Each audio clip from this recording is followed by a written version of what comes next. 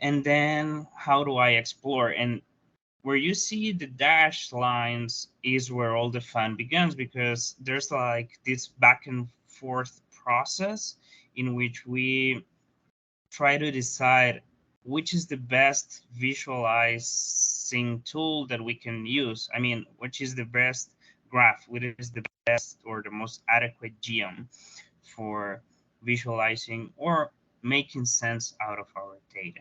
So I'm going to go back to the other tab with the RStudio, and I'm going to share with you guys this little template that I use. All of this stuff is available at my GitHub repository, which I'm going to give and the link here for you guys. Everything that I've been doing since last year, it comes from the Tidy Tuesday sort of thing. I'm going to turn off my camera so we can speed up things up. And chat here is. So if you are like interested in replicating anything, any of the graphs that I've been using, you can find it at that GitHub report. So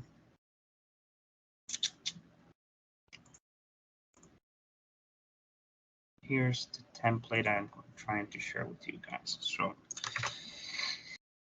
what I do is that I always start with a couple of packages, which are, in my case, a package called Janitor, which helps me to standardize all the names from the variables. The other package that I always load is the scheme R package, which allows me to systemize my exploratory data analysis. That I'm very sure you're familiar with that concept. And the tidyverse, which is this huge package that comes with dplyr, which is great, and also the famous ggplot package. Then I load in my data, which usually comes from this this Tidy Tuesday challenge pulled up by the R4Data Science community. And then I just start playing with it, like cleaning, exploring, visualizing. The visualize process is split into two parts. First, I make some raw graphs, very base R level, nothing fancy, nothing that I'm ever willing to present to anybody, but just to see how data is behaving in a visual term. And then I start, well, when I'm like happy with the possibilities that I can take, I then step up into what I call rising. It's like, making things pretty. So I try to make my plots a little bit more appealing, more eye candy, a little bit of graphic design on my side. And that's what I'm going to share with you. Also, I like being transparent and honest. And sometimes I do use AI for prompting certain questions. For example, I'm going to switch now to the case that I'm trying to share with you guys. Is this huge R file? Are you still able to see me? Yeah, we see that. All right. If you have any questions or something, don't mind, and you can just ask me. So here this Tidy Tuesday thing was about holiday episodes from series, TV shows. And I had a very honest doubt, because it seems like the data was coming from a selection, like a sample. So when I saw this, I figured out, hey, I can do a model, I can do a predictive thing. But then I noticed that it wasn't a sample as such, because the data was selected based on a very specific criteria. And that's what I asked here I don't remember if it's, well, yeah, ChatGPT and Google Bard. So I asked these AIs if I was interpreting things correctly, and yeah, the answer from these chatbots was that in effect this sample wasn't like a true sample. So I made a disclaimer about that and I continue my process. So the packages that I usually load first, as you can see, are, as I told you, is the janitor package, the scheme R package, and the tidyverse package. As long as I go analyzing my data, I start adding more packages to this. I don't load them like in the traditional way, in which you like add packages like, library parentheses and call the package. What I do is that I use this pacman package, which allows me to load several packages in a simultaneous manner. And if I don't have a package installed, like I told earlier, I don't use, well, I do have R installed in my machine, but I find that the R Studio Cloud solution is sufficient for me. So if I don't have a package, this pacman thing will install it and then load it into my environment. So that's how I deal with packages. And then data, I just pull it out from, like I'm going to show you how these guys share their data here. So I'm going to share this tab right now. And the Tidy Tuesday community works on a weekly basis, and they share very fun data sets with the whole community. So this was 2023. Let me see. This is a little bit more graphical friendly. And what I'm working right now is this one, the holiday episodes. So here they're very kind to hand like the script for loading the data, and there are several options. I like pulling it right from with the read CSV package, which doesn't require an extra additional package for me to load. So that's what I do. I just copy what they give to us, and then I pipe it through this janitor clean names, because if I just pull it right here, you will see here. Oh, I'm going to show you. Well, see, in theory, I already have loaded my package. So there's certain moments. I think these title names are clean from the very moment I inputted them. But imagine we here have like capital P and capital S and capital letters. So what this janitor package does is that it makes all the variables name lowercase, so it's a little bit more intuitive and you know what to expect, right? So that's how I load my data. And after I loaded the data, I prompted these questions that I told you. Then the exploration begins.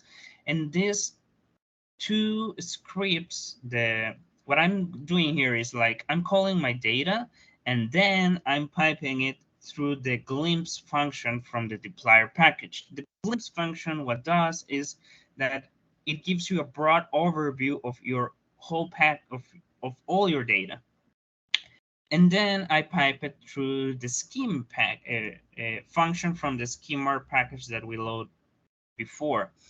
So how does this render?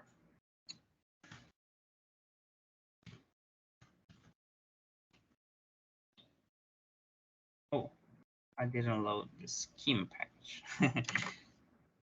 Not always beginners, so don't worry about that.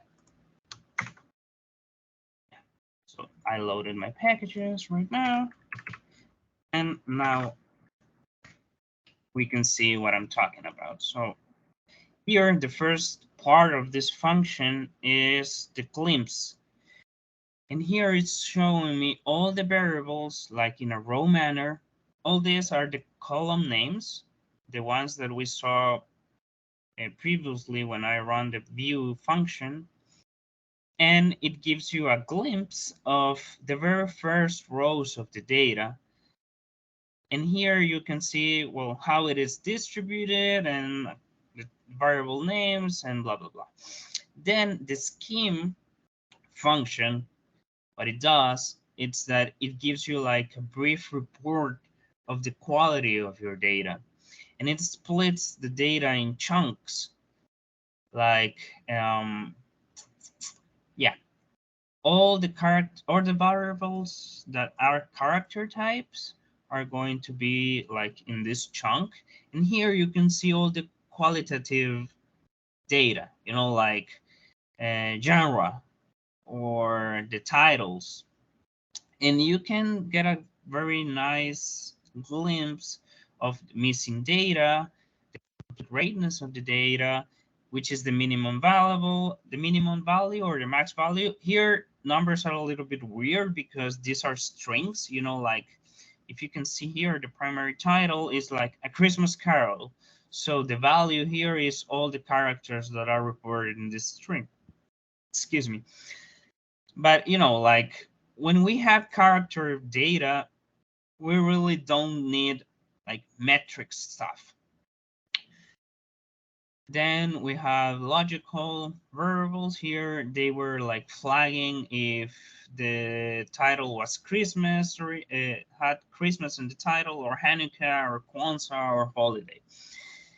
And these are the most fun for me, which are the metric or the numeric variables. And here you can get a very broad sense of how these variables are distributed, you know, like the mean, the standard deviation, I'm sorry, the interquartile range, I'm sorry, these names are very weird, you know, like P0, the percentile 25, and so on. And this like little tiny histogram of how data is distributed or scattered all over the place. Another trick that I use a lot is what I do is I pull my data. Here is HE for holiday episodes. And then I pipe it to the slice function, and I call in 0. What this does, the slice function, what does is that it's going to slice the data set in the row that you are calling. So for example, if we're interested in row 15, then I glimpse it, I'm going to have all the information from the row 15, you know, like A Christmas in Rockefeller Center, IMD rating 5.5, and all the data is going to be displayed for that specific row. But what I do is that I call in 0 or Z here, and what I get is all the names. And this is very useful for me because sometimes I do tend to forget the names. So when I do this, I'm always aware of how the variables are called.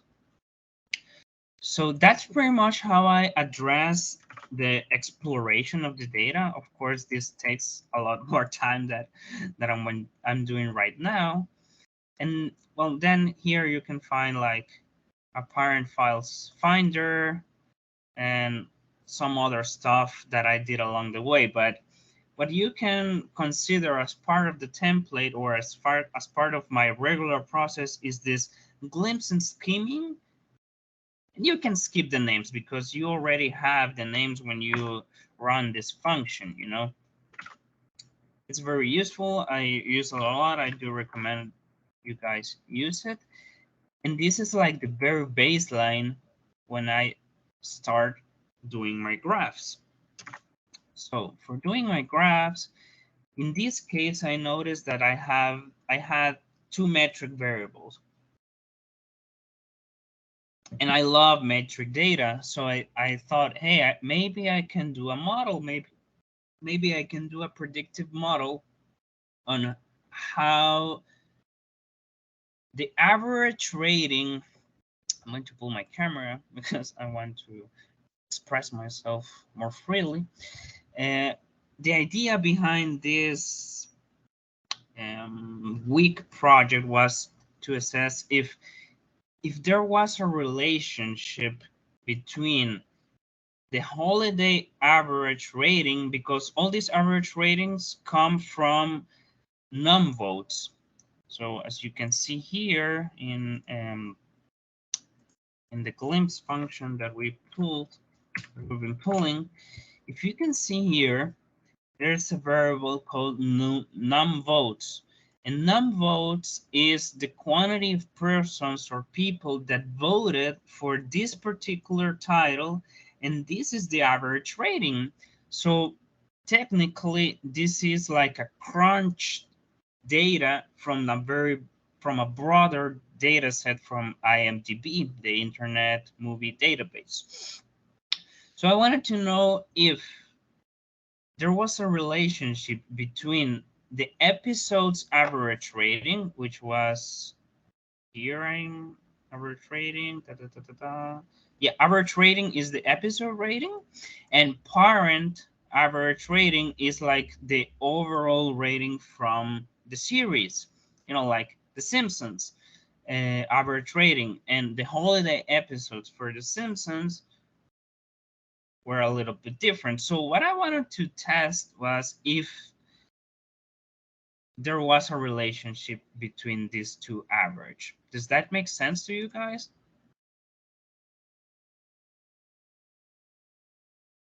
Yeah, it is. If anyone has any questions, you can ask. Just unmute and ask. So the very broad idea was for me to see this relationship. And I know the scatter plots are a little bit advanced, you can say. It's not like bar plots or histograms, but they're very fun. So what I did after, like cherry picking these two variables from this huge data set was to pull these raw graphs that I told you before, like raw graph. So I plotted. This is not ggplot yet. This is just base R level. Yeah, I call in the plot function. I'm going to, like replicate it here. So it's the plot function. What it does is it's going to show us a scatter plot of the two variables that we are calling in, the x variable and the y variable.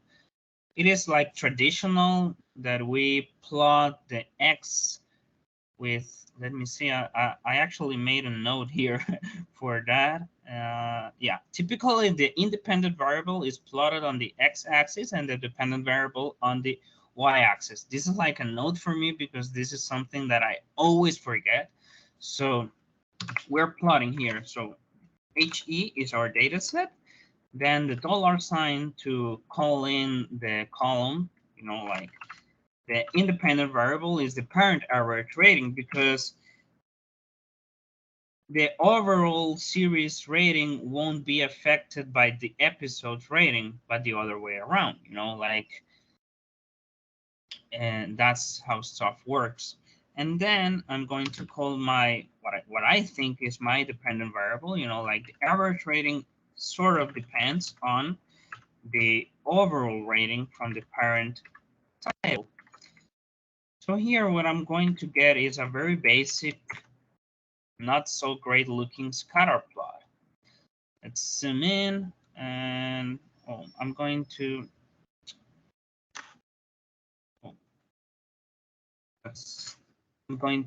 pull it on another tab.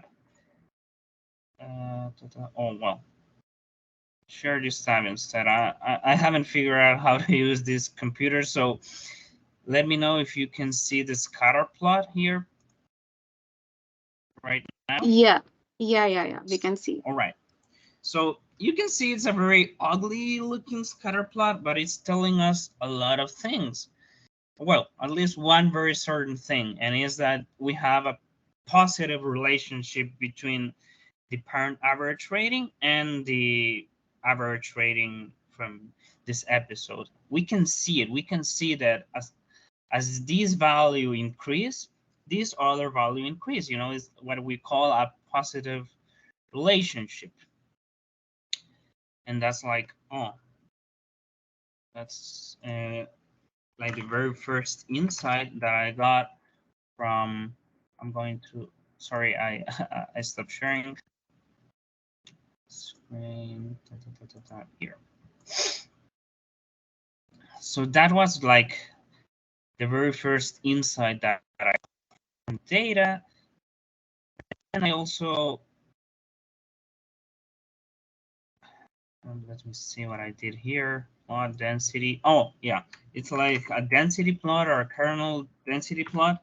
What this does is the very same thing, but with calling, like wrapping around this density function, because I wanted to see if this parent average rating variable was behaving in a normal distribution manner.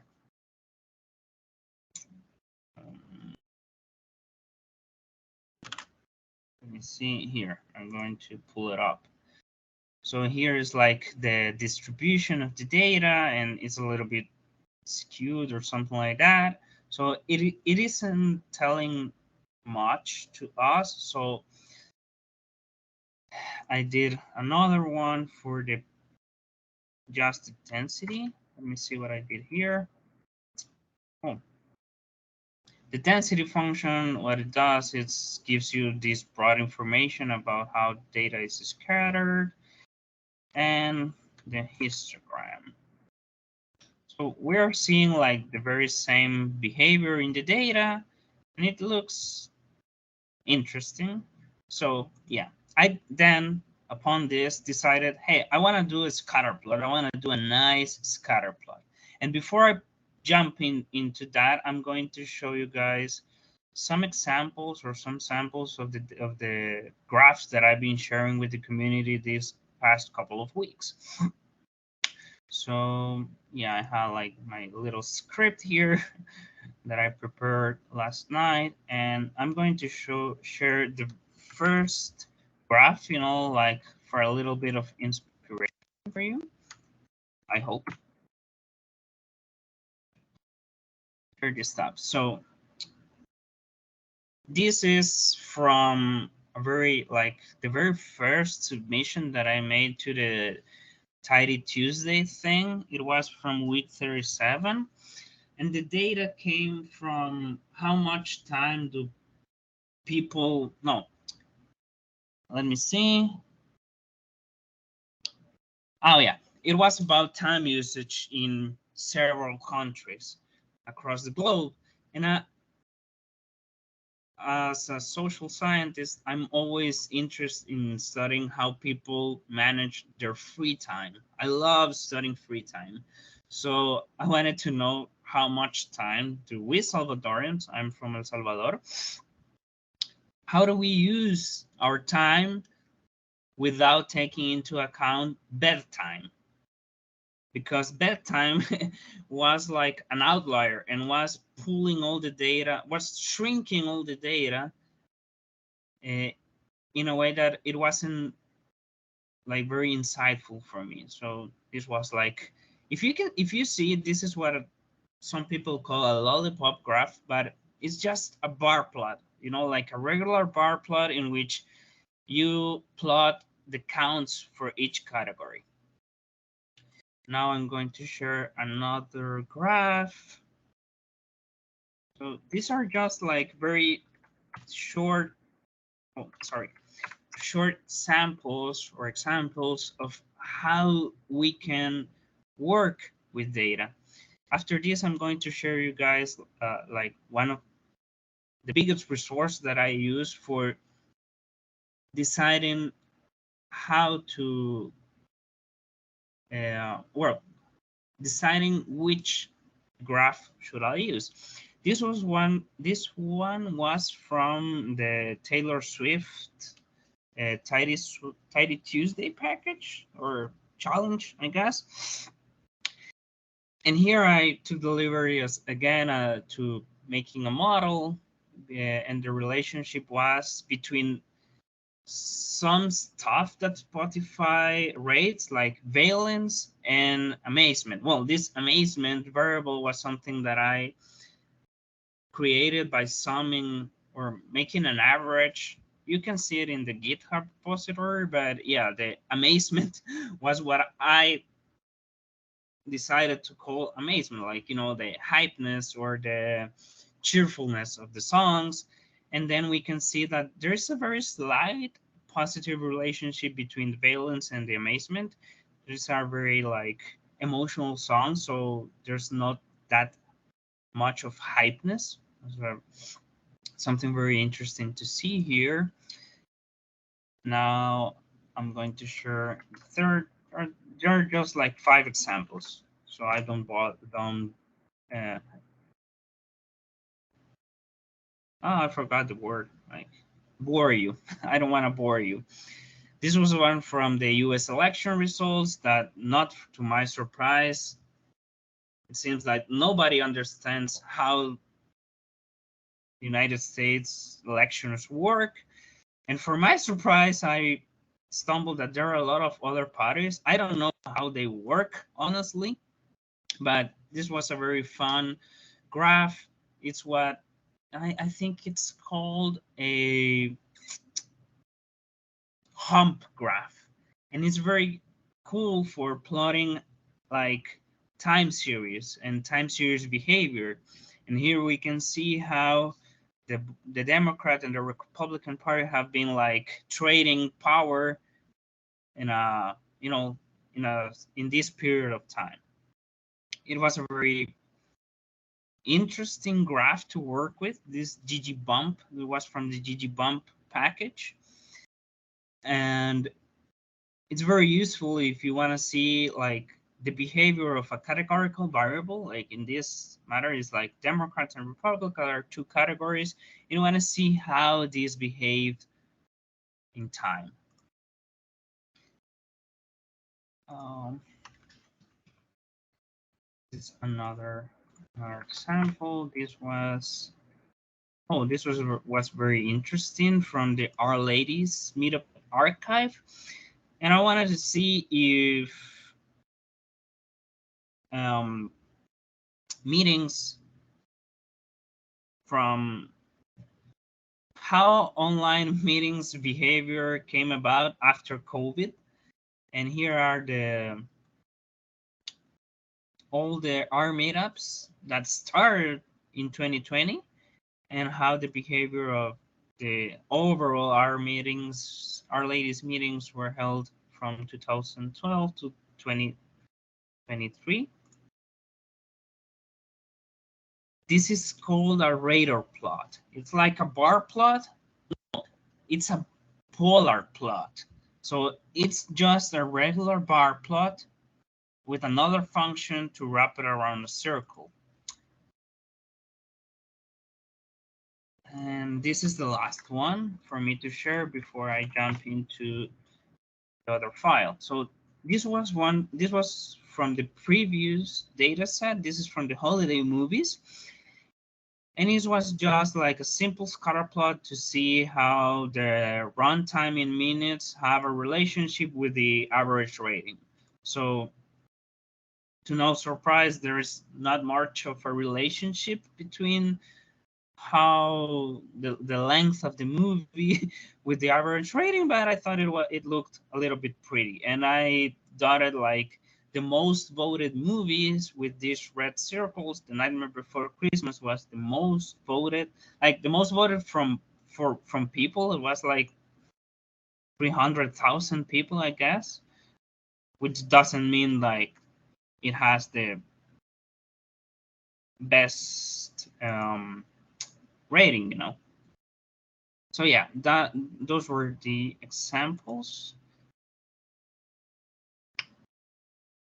And now let's continue with what I did for the episodes. I started with some scatter plots. And here, let me see what I did. So you remember, right? We have the raw graph, which is like the baseline, making sense out of our data. And then I started like adding things up. I'm going to copy this one and I'm going to explain what is going on here because of course this wasn't written from scratch. I started like playing around and adding things up. So what I'm very sure that happened here was here. Up to here was one graph. So what I did here is like I call in my data and then I pipe it through the ggplot. ggplot works in a sort of layered level in which you can call the master arguments or the master variables after the ggplot parentheses aesthetics parentheses, or you can call in these variables after mapping the geoms.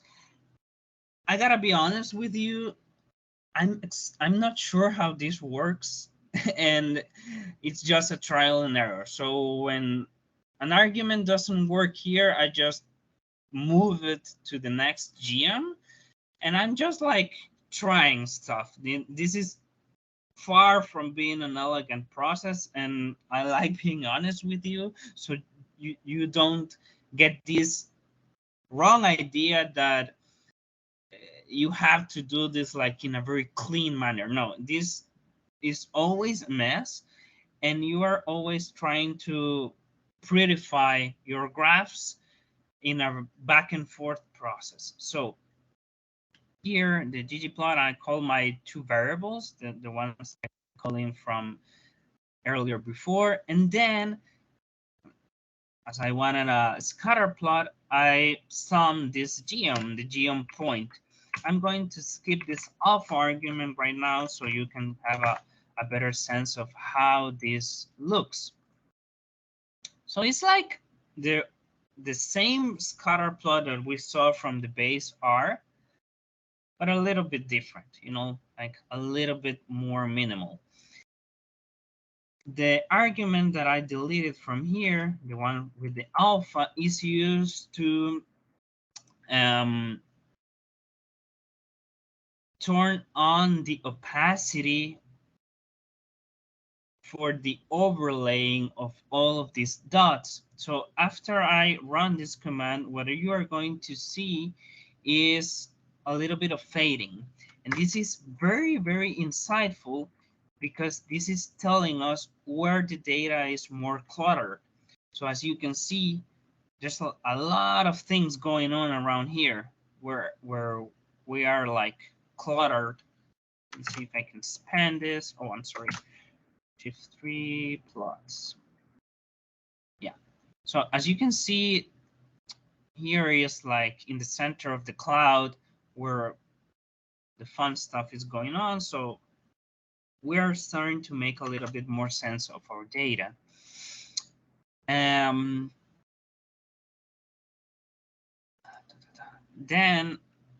I wanted like a line, like the slope. So for this, I added this GM smooth. The GM smooth, what it does, is that it draw a line across our scatter plot, and you can set up all the arguments. That's one of the most fantastic things about ggplot is all the flexibility that you have. So I can map a color for the line width, and this method, the GAM, I selected because I think is like the most adequate one when you have like more than 1,000 data entries. I don't remember exactly what was like the decision behind this, but I pulled it from the documentation of the tidyverse. Then I call this theme the Wall Street Journal theme. I really love this theme, and then I map a little bit of text. these labs, what it does is that allow us to change the name of the X and the Y axis and a lot of other stuff as well. So after running my command here, we're going to stop seeing this horrible variable name and we're going to see something more pretty. And then the theme, well, I'm going to stop it right here. I'm going to pull it right here because the theme is a little bit more fine tweaking, let's say. So here we have a scatter plot with this GAM method. It is like doing some corrections for these outliers. And you can see the difference between the base ggplot theme and this Wall Street Journal thing. And then if we run this theme, what it does is like it allows you to change the family fund, the size, and all this stuff. I'm going to run this here, and I'm going to make a small parenthesis for you guys.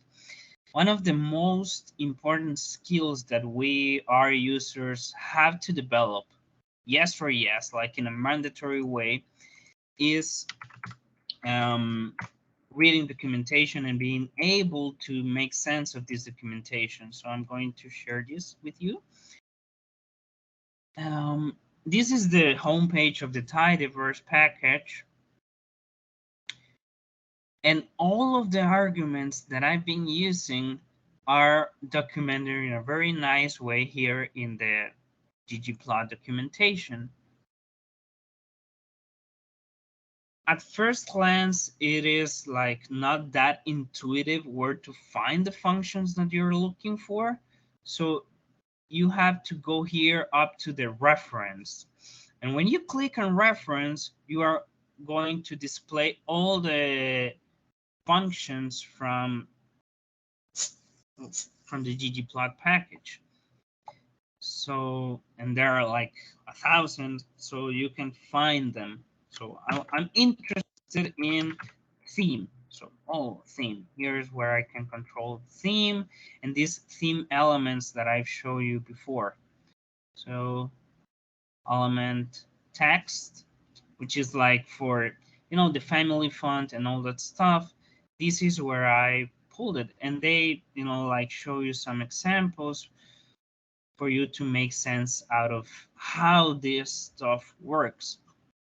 Of course, if you find this overwhelming, you can always ask, like ChatGPT, like, hey, I want to change the family font of my scatter plot. How do I do it? And you paste the code, and it's going to try its best to deliver what you want.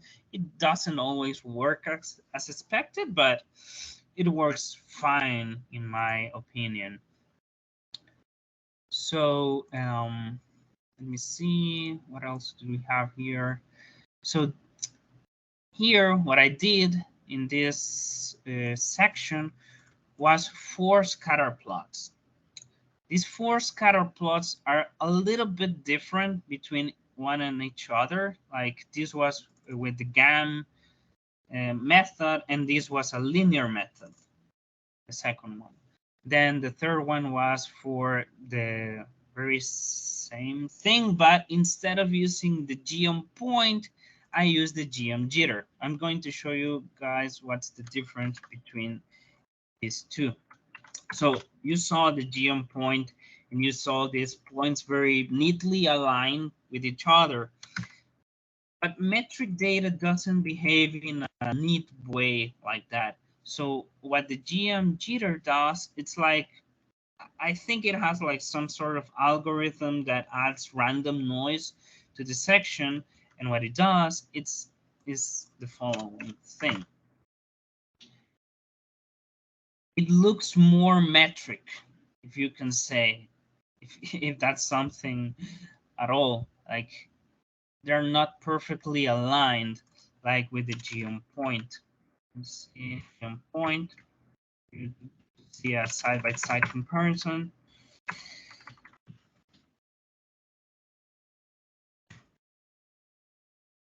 If you can see, the GM point is like these perfect lines, these vertical lines, and metric data doesn't behave like that. It does have this random noise. So that's what I did with this part. I added some GM points. So for wrapping it up,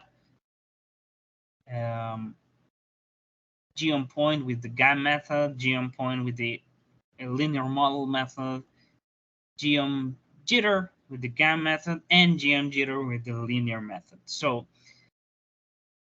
I assign all these scatter plots to objects P1, P2, P3, P4 because I'm going to build a patchwork.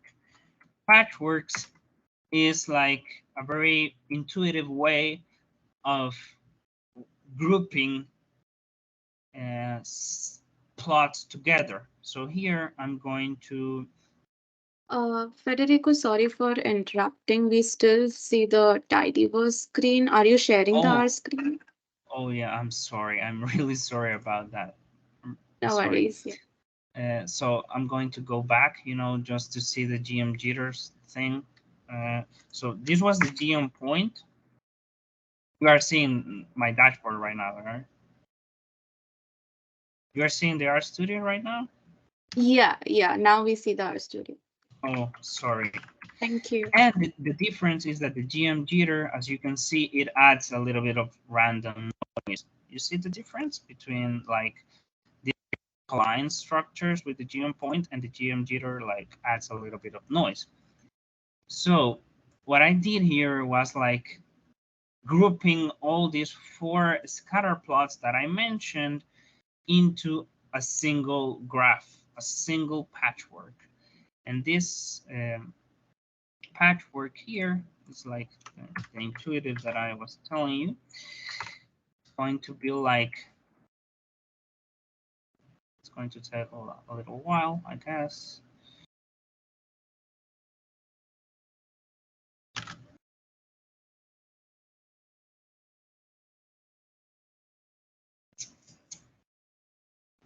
I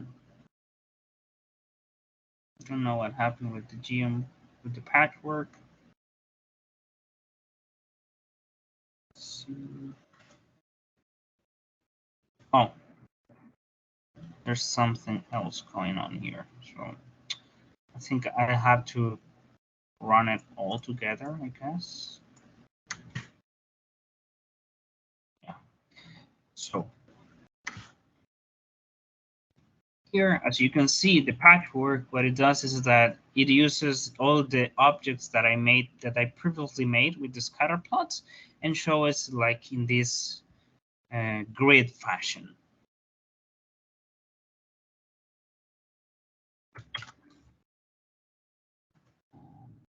All right.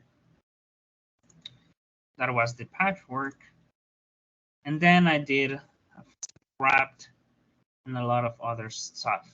So I'm going to show you the final document because all of these are like my assets for a larger Quarto file that I made that I shared with the community. Let me see if I can find what I shared with you guys so you can get a better glimpse of what I did with all this script. And then I'm going to share with you a couple of resources that I'm very sure it's going to be useful for you. So, oh yeah, here. Resources.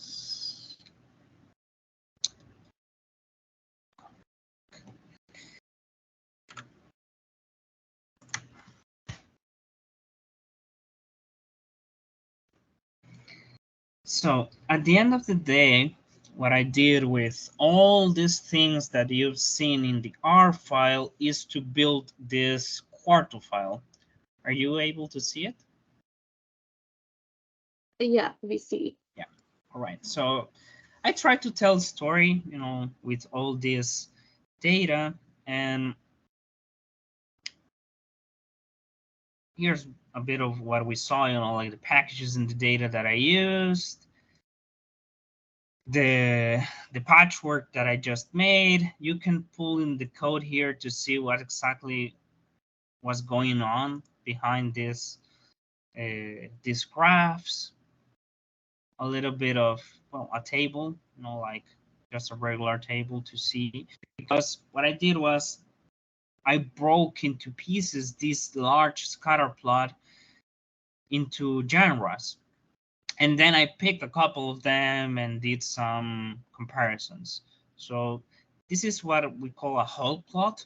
And here it looks like a very messy thing, but it's telling us something. And it's telling us that all the genres are scattered all over the place. So maybe our trading doesn't come from genres. This is like the same scatter plot that we made before, but just for the comedy shows. And this one is for reality TV shows. And you can read all this document. Like, I made some box plots. You can see how these were made. It's a little bit long because I had to pivot longer a couple of variables so you can see what went on here, like the pivot longer, and I made this part arbitrating and arbitrating a single variable so I can make this box plot and a little meme. And yeah, it's like a very long thing. I had a lot of fun doing this. I don't want to overwhelm you guys, but what I wanted to share is like what I did with those graphs and what is like the logic of starting with the broad and general thing to end up with, like the more fine results. Here's like the model in which not every data set is like it's going to allow you to do models because of the metric nature of them, but when I find them, I really have a lot of fun. So the last thing that I want to share with you guys is a couple of resources that I use. So this one, the first one, the R Graph Gallery, it's like my place to go when it comes to deciding which graph should I select for my data. And this, I'm going to paste it on the chat for you guys.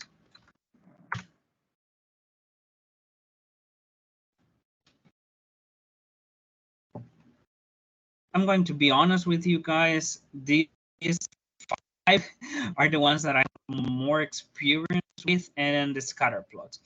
All of the other like options that we have with the ggplot, I haven't explored them yet. It's like a whole universe of things.